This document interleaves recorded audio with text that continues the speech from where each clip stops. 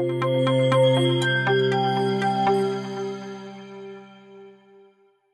traders, kembali lagi bertemu dengan saya Setio Wibowo di materi edukasi Forex dan Gold. Pada materi kali ini saya akan bahas tentang 3 tips bagaimana agar kita bisa menggunakan analisa teknikal dengan lebih efektif dan lebih profitable ya. Video ini saya tujukan untuk pemula ya teman-teman semua, akan tetapi ini adalah dasar yang paling penting kalau kita ingin sukses dengan analisa teknikal ya teman-teman semua. Seringkali trader itu melupakan dasar ya, dia mengacuhkan dasar yang benar dalam bagaimana kita melakukan apapun sebenarnya ya. Akan tetapi kita harus tahu bahwa dasar itu adalah yang paling penting yang harus kita miliki ya. Kalau dasar kita itu udah salah, nggak peduli kita trading udah berapa puluh tahun, ya kita akan tetap salah. Mindset kita akan tetap salah ya teman-teman semua. Oleh karena itu ini penting sekali ya bagi pemula kalau mau bisa menggunakan analisa teknikal secara lebih efisien dan juga lebih profitable ya. Oke, baik, sebelum kita mulai bersama ya teman-teman semua, bagi Anda yang baru pertama kali datang di channel YouTube saya, silakan Anda bisa subscribe dulu di channel YouTube saya dan aktifkan loncengnya agar setiap kali saya mengupload materi edukasi Forex dan Gold seperti ini, Anda akan mendapatkan notifikasinya. Dan bagi para subscriber, saya mengucapkan terima kasih karena telah setia nonton video-video saya. Ya, saya merasa sangat terhormat sekali. Dan nanti jangan lupa di like, share, dan tinggalkan komentar Anda. Baik, kita mulai saja dengan tips yang pertama ya teman-teman semua, yaitu be logical. Jadi apa yang saya maksudkan dengan be logical ketika kita menggunakan analisa teknikal? Maksud saya adalah bahwa kita itu harus benar-benar paham seluruh logika yang digunakan dalam sistem analisa teknikal yang kita pakai ya. Sekali lagi karena ini penting, kita harus benar-benar paham seluruh logika yang ada di dalam sistem teknikal yang kita pakai. Seluruh, jadi tidak setengah-setengah ya teman-teman semua, seperti itu. Dengan kata lain, kita tuh harus benar-benar paham apa sih alasan teknikal yang membuat kita untuk melakukan aksi buy di sini, sell di sini, TP di sini, dan juga stop loss-nya di sini atau di situ ya. Itu kita harus paham betul ya teman-teman semua. Jangan sampai ada satu aspek pun yang kita nggak paham ya. Seperti ini ya teman-teman semua. Ini yang Anda lihat, ini adalah chart AUD USD di chart daily ya teman-teman semua. Akan tetapi ini adalah contoh saja ya. Katakanlah begini teman-teman, katakanlah kita ini sedang memiliki sistem ya. Katakanlah begini teman-teman, ini adalah sebuah sistem. Pertama, dia menggunakan indikator stokastik ya. Sistem ini katakanlah dia punya kriteria buy jika stokastik itu dia ada di wilayah oversold ya, seperti ini ya teman-teman semua. Dan kemudian dia mengalami golden cross ya. Jadi persen K dan persen D-nya ini memotong, saling memotong ya, dan dia arahnya ke atas seperti ini ya teman-teman semua. Nah, ini katakanlah adalah kriteria pertama. Jadi stokastik ada di area oversold ya untuk buy ya teman-teman semua. Ini adalah contoh untuk buy, dan kemudian terjadi golden cross atau perpotongan antara persen K dan persen D-nya ya. Ini adalah kriteria buy yang pertama. Mohon maaf ya teman-teman semua, suara saya agak serak. Lalu kriteria yang kedua adalah setelah terjadinya golden cross di area oversold pada stokastik, maka kita akan buy hanya ketika muncul bullish engulfing. Artinya golden cross pada area oversold stokastik itu kemudian dia diikuti atau berbarengan dengan munculnya bullish engulfing yang ini ya teman-teman semua. Ini adalah bullish engulfing. Nah, setelah itu katakanlah kita open buy di opening daripada next candle-nya ini. Nah, kita harus benar-benar tahu logika atau alasan di balik sistem ini. Jadi kita nggak bisa sekedar begini, pokoknya Pak Setio atau Master A atau Master B itu bilang kalau sudah terjadi begini hajar buy. Apa alasannya kita nggak tahu. Nah, itu tidak boleh terjadi ya teman-teman. Jadi kita harus paham benar. Misalkan ini logikanya, kenapa sih kalau misalkan stokastik ini dia sudah ada di wilayah oversold dan terjadi golden cross antara persen K dan D-nya, itu kita harus buy. Karena begini, karena ini ada alasan yang kuat bahwa para seller itu sudah mulai kehilangan kekuatannya. Ini kan trennya awalnya sedang turun ya teman-teman semua. Kemudian stokastik memasuki wilayah oversold dan kemudian terjadi golden cross. Itu logikanya adalah para seller itu sudah mulai kehilangan kekuatannya. Nah, ini kita harus paham ya teman-teman semua. Loh, kenapa kalau seller kehilangan kekuatan lalu kita buy? Ya logikanya kan seller itu sudah tidak punya kekuatan lagi untuk nge-sell, dan sebaliknya sudah mulai muncul buyers di sini ya teman-teman semua ya. Sudah mulai muncul buyer di sini, oleh karena itu ini memberikan kita kesempatan yang bagus untuk melakukan open posisi buy. Itu logikanya, itu alasannya yang kita harus paham. Jangan nggak paham ya, waduh pokoknya asal dia masuk area oversold, ada golden cross, nggak tahu kenapa, pokoknya buy aja. Nah, itu kita tidak boleh melakukan seperti itu. Harus paham alasannya ya. Kemudian yang ini teman-teman, muncul bullish engulfing. Kenapa sih kalau muncul bullish engulfing itu kita harus melakukan buy? Kita harus paham juga alasan atau logikanya ya teman-teman semua. Kenapa? Karena bullish engulfing itu dia kan mostly ya, itu dia bertindak sebagai sebuah pola reversal. Artinya apa? Artinya setelah terjadi bearish trend yang panjang ini ya teman-teman semua, di mana sellers itu mendominasi, which is dia sesuai juga dengan yang di stokastiknya ya teman-teman semua. Dari sini seller itu dia berkuasa gitu ya. Nah, di sini teman-teman semua kemudian muncul bullish engulfing setelah ada candle yang dia kekuatan bearishnya itu sudah mulai melemah ya. Nah, bullish engulfing ini melambangkan apa? Melambangkan ada kekuatan buyers yang sudah mulai dominan, yang mencoba untuk mengambil alih market. Itu logikanya ya teman-teman semua, supaya Anda itu paham. Jangan sampai begini aja, wah ini pokoknya stokastiknya oversold, ada golden cross, di sini muncul bullish engulfing, udah gua hajar buy. Alasannya apa? Nggak tahu. Nah, jangan seperti itu ya teman-teman semua. Nah, sekarang saya akan jelaskan kenapa sih kita itu nggak boleh nggak tahu alasannya. Karena begini teman-teman semua. Misalkan begini, kita open buy-nya di sini ya, kita open buy-nya di sini, lalu kalau kita itu paham logikanya, kita juga tahu di mana kita harus meletakkan stop loss dan targetnya. Itu gunanya ya teman-teman. Jadi begini, katakanlah ini sudah ada bullish engulfing, ya kan, ini sudah ada bullish engulfing. Lalu kalau kita paham nih, kenapa kita harus buy? Karena ini candle ini dia mewakili kekuatan bullish atau kekuatan buyers yang mencoba untuk melawan dominasi sellers yang dari sini. Nah, oleh karena itu dengan pengetahuan ini kita bisa meletakkan stop loss kita. Kita akan meletakkan stop loss kita di mana? Persis di bawah low daripada bullish candle-nya, bullish engulfing-nya ini ya teman-teman. Ya katakanlah kita bisa menaruh stop loss kita itu di area sini. Nah, kenapa ini kita bisa meletakkan stop loss kita di sini? Karena kita paham logika atau alasan kenapa kita buy. Kita itu kan buy dengan alasan ketika di sini muncul bullish engulfing, artinya di sini muncul buyers. Kita taruh stop loss kita itu di bawah sini. Kenapa? Karena kalau sampai harga itu dia jatuh kembali di bawah low daripada bullish engulfing ini, maka alasan kita untuk buy itu udah hilang ya. Kenapa? Karena kan ini buyersnya udah kalah lagi ya. Buyersnya udah kalah lagi dan kita tidak punya alasan untuk ikut buyersnya lagi. Artinya apa? Bearish kembali lagi berpotensi untuk menguasai market. Oleh karena itu kita pasang stop loss-nya di sini ya teman-teman semua, seperti itu. Kalau kita nggak paham logikanya, kalau kita nggak paham alasannya ya teman-teman semua, itu mungkin efek buruknya ya, kita bisa saja meletakkan stop loss kita tuh jauh di bawah sini.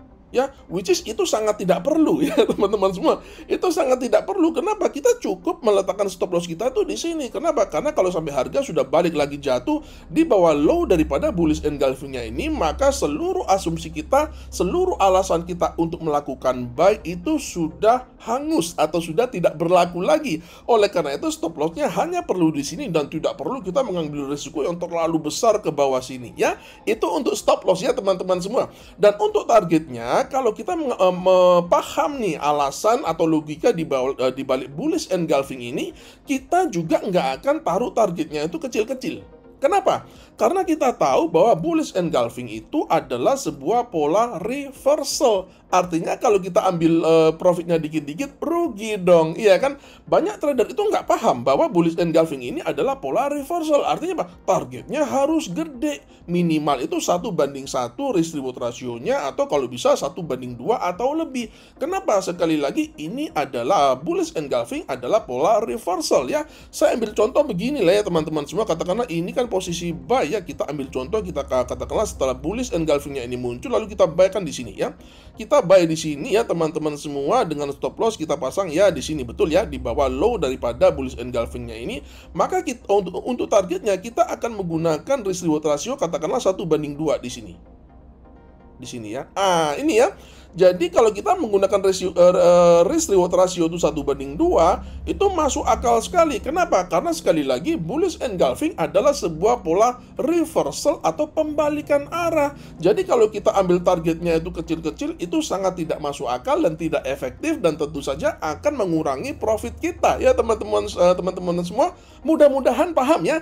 Jadi mudah-mudahan paham bahwa kenapa kita harus mengerti betul logika di balik semua sistem yang kita pakai ya. Demikian juga dengan stokastiknya ya teman-teman semua. Stokastik ini kan kalau kita melihat kebiasaannya, itu kan dia bergerak, ini kan stokastik kan termasuk osilator nih. Jadi dia tuh sebuah range bound oscillator. Artinya apa? Stokastik adalah sebuah osilator yang bergerak dari atas ke bawah ya, dari atas ke bawah, dari atas ke bawah sini. Ini juga logikanya, ketika dia habis dari wilayah oversold dan terjadi golden cross, maka targetnya stokastik akan berada di wilayah overbought ini. Artinya itu menunjukkan momentum yang lebih ke atas atau lebih naik ya, seperti itu ya teman-teman semua. Nah, kalau kita paham rangkaian dari logika atau alasan di balik sistem trading apapun yang kita gunakan, maka kita bisa melihat, kita bisa mendapatkan hasil yang lebih efektif dan tentu saja lebih profitable ya. Oke ya teman-teman semua, mudah-mudahan paham kenapa kita harus paham seluruh alasan dan logika di balik sistem apapun yang kita gunakan. Ini adalah tips yang pertama. Sekarang kita masuk ke tips yang kedua ya teman-teman semua. Tadi yang pertama kita sudah belajar untuk be logical. Tips yang kedua adalah be unique ya. Jadi kita itu harus menjadi trader yang unik, trader yang orisinil ya, trader yang punya karakter. Artinya apa? Saya mau bilang bahwa teman-teman jangan kalau nyontek sebuah sistem itu jangan plek-blek dicontek seperti itu aja tanpa ada penambahan karakter atau ciri khas dari teman-teman sendiri. Harus berani. Sekali lagi ya, harus berani untuk berkreasi sendiri, untuk menciptakan sebuah sistem yang memang cocok dengan karakter teman-teman sendiri ya. Jangan hanya, wah karena ini dipakai master A, ini dipakai master B di masa lalu ya teman-teman semua. Lalu saya akan contek aja deh 100% begitu tanpa mikir sama sekali, tanpa berusaha untuk menambahkan ciri khas kita ke dalam sistem itu ya. Itu saya sangat tidak sarankan ya. Sangat penting sekali bagi kita untuk mengembangkan karakter di mana kita menjadi trader yang unik ya teman-teman semua. Jangan ikut-ikutan masa. Sekali lagi, jangan suka ikut-ikutan masa. Apalagi kalau sekarang kita ini zamannya grup ya, zamannya media sosial, ada grup WA, grup Telegram dan lain sebagainya. Kita seringkali terpengaruh dengan opini orang ya. Jangan terlalu memperhatikan opini orang ya teman-teman semua. Opini orang itu ya kita jadikan sebagai second opinion aja. Akan tetapi penting bagi kita untuk benar-benar punya karakter trading yang kuat. Tidak masalah thinking out of the box, nggak masalah. Orang bilang bullish, seluruh grup bilang bullish, Anda punya pendapat bearish, nggak masalah. Menurut saya itu justru bagus ya teman-teman semua. Jadi sekali lagi, milikilah karakter yang unik di dalam trading. Ya misalkan seperti ini ya, Anda waduh ini saya dapat tips nih dari Pak Setio, misalkan katakanlah stokastiknya udah ada di wilayah oversold, kemudian ini ada apa namanya bullish engulfing, wah kita langsung bisa keluar sinyal buy misalkan. Nah, Anda jangan ikut sinyal yang seperti ini 100% ya, mungkin Anda bisa menambahkan kriteria lain mungkin ya. Mungkin Anda bisa menambahkan moving average, atau Anda mungkin bisa menambahkan hitung-hitungan ATR untuk stop loss dan untuk targetnya, atau apapun ya tool yang kira-kira itu memang Anda sendiri muncul dengan kreativitas itu ya teman-teman semua. Jadi jadilah kreatif ya. Sekali lagi jadilah unik, jangan cuma nyontek ya, karena salah satu ciri, salah satu syarat kalau menurut saya ya, bagi kita untuk menjadi trader yang tangguh di market, itu kita benar-benar harus unik. Kita benar-benar tidak boleh nyontek orang lain secara 100% ya. Saya tahu mencontek adalah cara belajar yang baik ya, terutama kalau kita sebagai pemula ya teman-teman di awal-awal. Saya tahu itu adalah salah satu cara belajar yang baik, akan tetapi seiring kita berkembang, seiring kita naik kelas, kita harus mau nggak mau, kita harus menaruh atau meletakkan atau mengembangkan karakter trading kita sendiri ya. Oke, jadi itu adalah tips yang kedua. Sekarang kita masuk ke tips yang ketiga ya teman-teman semua. Dan tips yang ketiga ini sebenarnya ada 2 tips, akan tetapi memang sengaja saya jadikan satu karena saya merasa kedua tips ini nggak boleh dipisahkan ya. Jadi apa itu tipsnya? Tipsnya adalah be disciplined and be patient ya. Jadi disiplin dengan kesabaran itu menurut saya tidak boleh dipisah, atau sebaiknya tidak dilihat secara terpisah, karena ini saling terkait, saling terkaitnya itu erat banget ya teman-teman semua. Sekarang kita akan ngomong disiplin dulu ya. Disiplin itu maksudnya kita harus disiplin dengan sistem trading yang kita pakai ya teman-teman semua. Jadi misalkan ini nih, saya akan hapus dulu ya. Misalkan ini ya, katakanlah untuk kriteria buy itu stokastik ada di oversold dan dia terjadi golden cross, dan kemudian muncul bullish engulfing. Itu adalah syaratnya. Nah, kita harus disiplin. Ketika terjadi stokastik ini sudah dia ada di wilayah oversold dan terjadi golden cross, akan tetapi tidak terjadi bullish engulfing di sini, maka kita nggak usah trading. Ya, karena apa? Karena kita sedang mencoba untuk disiplin dengan sistem trading kita ya. Kalau kita nggak disiplin, kita akan kesulitan men-track performa dari sebuah trading system ya. Dan itu juga sekaligus tidak mengembangkan kebiasaan atau karakter trading yang baik ya. Biasanya trader yang nggak disiplin itu jago sih, jagonya sih jago. Akan tetapi karena dia nggak disiplin, akhirnya kacau semua. Trading plan-nya nggak ada yang diikuti ya, akhirnya emosinya dia yang naik, emosinya duluan yang naik ya kan, seperti itu. Jadi disiplinlah dalam menerapkan apapun sistem trading yang Anda gunakan ya teman-teman semua seperti itu. Atau kebalikannya, wah ini sudah ada bullish engulfing, akan tetapi stokastiknya nggak ada di wilayah oversold dan tidak ada golden cross, maka kita juga tidak ambil tradingnya ya. Jadi itu be disiplin dengan sistem trading yang kita pakai. Selanjutnya adalah be patient ya teman-teman semua, sabar ya. Sabar ini bicara soal apa sih? Kalau kita itu di market ya, tidak ada sistem trading itu yang akan selalu profit terus ya. Dan kabar buruknya dalam tanda kutip ya teman-teman semua, kabar buruknya dalam tanda kutip. Kenapa saya kasih dalam tanda kutip? Karena ini adalah fakta yang memang harus terjadi dan harus kita terima sebagai fakta market, yaitu ketika terjadi loss yang beruntun. Ini penting banget ya. Tidak peduli seberapa bagus sistem Anda, pasti ada satu saat di mana sistem Anda akan mengalami loss yang beruntun. Ya, saya ngomong ini kebetulan saat saya ngomong ini saya sedang mengalami loss yang beruntun ya teman-teman semua. Dan kita harus sabar, kita nggak boleh terlalu cepat. Waduh, karena ini sedang mengalami loss yang beruntun, sudah 5, 6, 7 kali loss terus, wah ini berarti sistemnya jelek, iya kan? Jangan buru-buru ambil kesimpulan ya teman-teman semua. Berikan waktu, bersabarlah agar sebuah sistem itu dia bekerja sesuai dengan yang kita harapkan ya. Asal ada syaratnya ya teman-teman, sistem itu sudah kita uji coba terlebih dahulu dan profitable ya.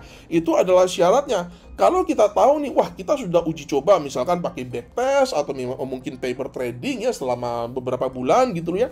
Wah ini hasilnya oke nih. Nah, ketika kita pakai dan kemudian dia mengalami kerugian yang beruntun, maka karena kita sudah backtest, karena kita sudah paper trading, kita tahu, oh ketika backtest juga sering terjadi loss beruntun kok. Nah, kita tahu, jadi kita itu menghadapi loss yang beruntun itu kita santai-santai aja. Kenapa? Itu adalah hal yang normal dan tidak berarti sistemnya buruk dan kita langsung gonta terlalu cepat ya, gonta ganti sistem ya, seperti itu ya teman-teman semua. Jadi kita harus bersabar, kita harus disiplin, kita harus bersabar ya teman-teman semua. Biarkan hasilnya itu baru bisa kita lihat dalam jangka waktu yang panjang. Kita nggak bisa lihat hasil dari sebuah sistem itu hanya dalam 10 kali trade. Tidak bisa ya teman-teman semua seperti itu. Kita harus memberikan waktu, kita harus bersabar untuk menunggu hasilnya ya. Memang hasilnya itu tidak ada jaminan akan profit, akan tetapi kalau kita sabar menunggu dan disiplin, maka itu kalaupun nih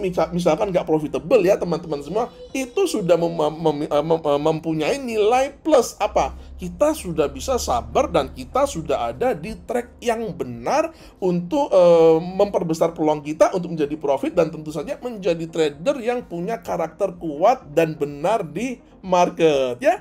Oke ya teman-teman semua, saya kira itu saja untuk materi kali ini. Semoga bisa menjadi manfaat bagi teman-teman semua ya.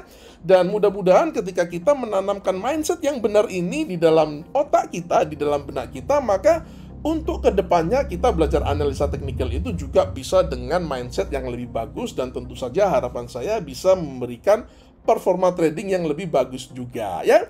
Baik teman-teman, terima kasih sudah menyaksikan. Dan jika Anda mendapati video ini bermanfaat, silakan Anda bisa share ke media-media sosial agar semakin banyak trader mendapatkan manfaat ya. Sampai berjumpa di video edukasi saya yang selanjutnya dan salam cuan.